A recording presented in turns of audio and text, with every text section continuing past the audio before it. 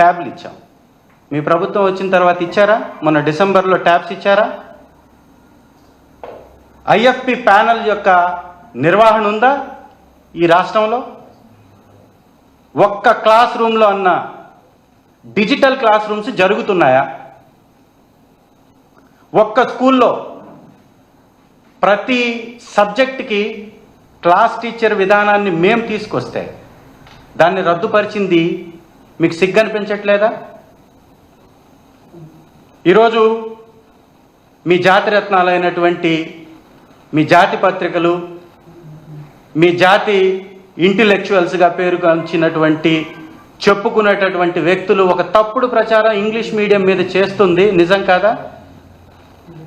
మీరే మొన్న చెప్పారు డొక్కా సీతమ్మ గారి భోజన కార్యక్రమంలో మాట్లాడుతూ, గోరుముద్ద పథకానికి పేరు మార్చినంత మాత్రాన పథకం మీద అవుతుందా? మీరు అంటున్నారు దీన్ని రాజకీయానికి దూరంగా మేము చేస్తున్నాం అంటున్నాం. మేము 11 మంది గెలిచిన చోట ఎక్కడన్నా ఎమ్మెల్యేలకి పిలుపుందా? చెప్పే మాటలకి చేసే పనులకి పొంతనుందా? ఇవాళ మీరు పేరు మార్చైనా కనీసం నిర్వహణ చేస్తున్నారా, సరిగా చేస్తున్నారంటే ఎక్కడా కూడా భోజన కార్యక్రమం సరిగా జరగనటువంటి పరిస్థితి. బిడ్డలకి అశుభ్రత ఉన్నటువంటి ప్రాంతాల్లో భోజనం పెడుతున్నటువంటి పరిస్థితి. నేను నా ఎర్రగొండపల్లి నియోజకవర్గంలో ఒక ప్రాథమిక పాఠశాలను దర్శించాను.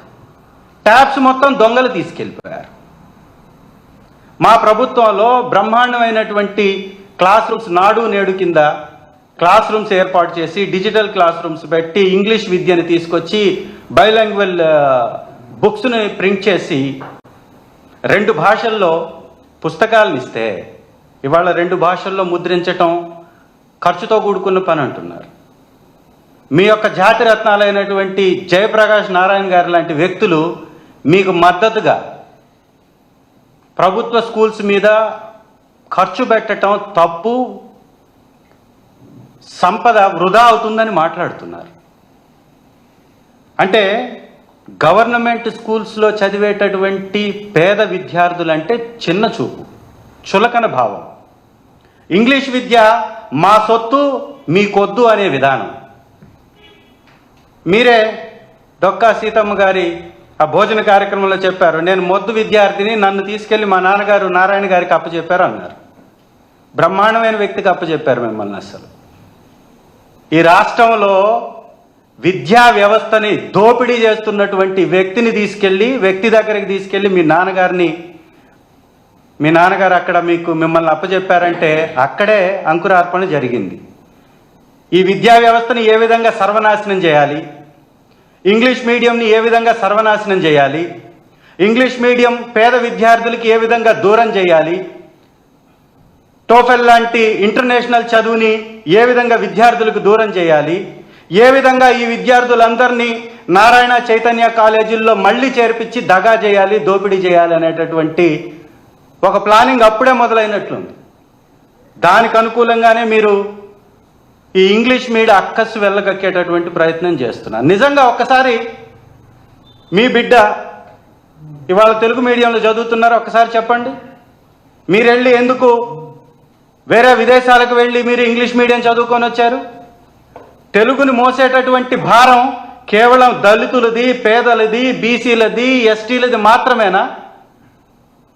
అంటే పేదలు మాత్రం తెలుగుని మేము భుజాన వేసుకొని మొయ్యాలి, తెలుగుని కాపాడేటటువంటి ప్రయత్నం చేయాలి. మీరు మాత్రం తెలుగుని మోసం చేసి దగా చేసి తెలుగు మీడియం వద్దు, ఇంగ్లీష్ మీడియం ముద్దు అని మీ రామోజీరావు గారి కాలేజీల్లో, మీ నారాయణ గారి కాలేజీల్లో ఇంగ్లీష్ మీడియాలు పెట్టి లక్షలకు లక్షలు ముక్కు పిండి వసూలు చేస్తున్నారు. నిజంగా చిత్తశుద్ధి ఉందా మీకు? బాధ్యత ఉందా మీకు? మీ నాన్నగారేమో ఒకవైపున సంపద సృష్టిస్తానంటాడు. 3 సార్లు అధికారం అనుభవించారు ఇంతకు ముందు. ఒక్కసారి కూడా సంపద సృష్టించింది లేదు, మిగులు బడ్జెట్లో రాష్ట్రాన్ని నడిపింది లేదు. మన్మోహన్ సింగ్ గారి గురించి చెప్పుకుంటుంటాం మనం. ఆర్థిక వ్యవస్థని బ్రహ్మాండంగా మెరుగున పెట్టినటువంటి ఒక మంచి ఆర్థికవేత్తగా ఆ విధమైనటువంటి చరిత్ర మీ నాన్నగారికి ఉందా? ఎప్పుడన్నా సంపద సృష్టించాడా? గతంలో 14 సంవత్సరాలు ముఖ్యమంత్రిగా చేసినప్పుడు ఎప్పుడన్నా ఒక్కసారైనా సర్ప్లస్ బడ్జెట్ తోటి బడ్జెట్ని ప్రవేశపెట్టారా? చెప్పేవన్నీ అబద్ధాలు. సంపద సృష్టి ఒక మిథ్య ప్రజలకి, మీకు మాత్రం నిజం. ఈ రాష్ట్రంలో 31 మంది ముఖ్యమంత్రులు ఉంటే 30 మంది ముఖ్యమంత్రుల యొక్క సంపద మొత్తం కలిపి 630 కోట్లు సుమారుగా ఉంటే మీ నాన్నగారిది మాత్రం 931 కోటి. ఒక వ్యాపారం చేయలా, ఒక కంపెనీ పెట్టలా. ఏ విధంగా సంపాదించాడు? ఎలా వచ్చింది ఇంత ఆర్థిక సంపద? మోసం. పేదలకి మాత్రం ఉచిత మాటలు, ఊకదంపుడు ఉపన్యాసాలు. మీకు మాత్రం ఈ ప్రభుత్వంలో ఉన్నటువంటి ఖజానా కొల్లగొట్టేటటువంటి ప్లానింగ్స్. చెప్పేదానికి చేసేదానికి పొంతనుందా? ఒక హోంమంత్రి గారి పిఏని తొలగించారు. ఈ రాష్ట్రంలో జరుగుతున్నటువంటి అవినీతికి ఇది పరాకాష్ట కాదా? మీ క్యాబినెట్లో మంత్రి అక్కడ జరుగుతున్నటువంటి తప్పుల్ని బయటకి చూపిస్తున్నటువంటి వ్యక్తులపై మళ్ళీ దాడి చేసేటటువంటి ప్రయత్నం, పోలీసు వారిని అడ్డం పెట్టుకొని వారిని బెదిరించేటటువంటి ప్రయత్నం, విచ్చలవిడిగా దళితుల మీద దాడి, విద్యను దూరం చేసేటటువంటి ప్రయత్నం. ఇవాళ ఎందుకు ఈ మాటలు మాట్లాడాల్సి వస్తుంది? ఉన్నతమైనటువంటి సుప్రీం